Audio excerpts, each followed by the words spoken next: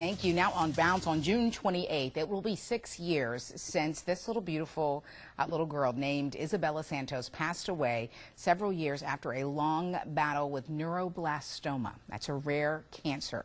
And in her memory, her family has been fighting for a cure and supporting families with children going through similar situations through their Isabella Santos Foundation. One of their many events is their annual blood drive. We're thrilled to have Isabella's mom, Erin Santos, here tonight with the details. It's nice to see you. Nice to see you. So let's talk about this week's blood and platelet drive. Yes.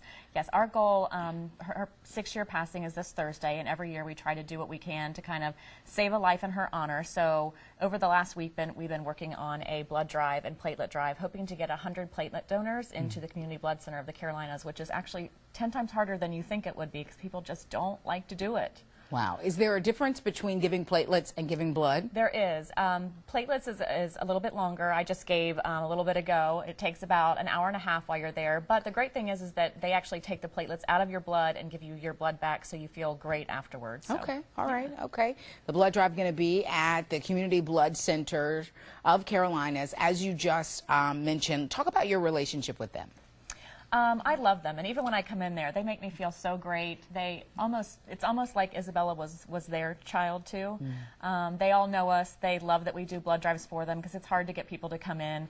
And they've been really great to us, not just financially, but we try to give back to them in any way we can because I could see the difference that blood and platelets made in her life, so it's important to me because I lived it, so we try to do what we can. And speaking of that, Erin, for those who may not know, just how important are blood transfusions to someone who is battling cancer, specifically a rare cancer like Isabella's? Yeah, the chemotherapy really knocks out their blood and platelet counts. Isabella would get bruises and just be so weak that we'd have to kind of carry her into the hospital, and she would get a blood and platelet transfusion and be running out of the hospital afterwards. People don't understand the difference that it makes. And the drive is being held, as you mentioned, on the 6th anniversary of Isabella's passing.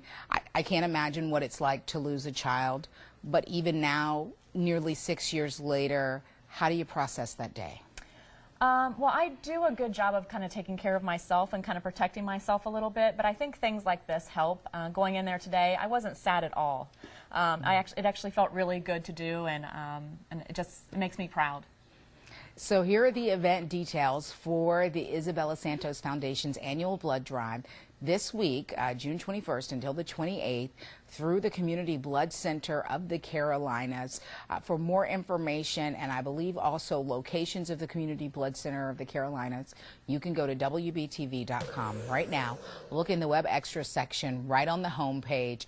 This is such a small but important thing that you can do to make a difference in Isabella's honor for those that are still fighting. Absolutely. Absolutely. We hope people will go out and give. They have till Thursday, but even if they can't give till then, just give anytime you can.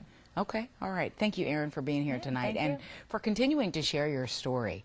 We certainly appreciate that. We know you have quite the relationship with our own Molly Grantham through Molly's Kids. I love her. And so we appreciate you being here tonight. Thanks. Stay with us. We got more coming up on WBTV News on Bounce right after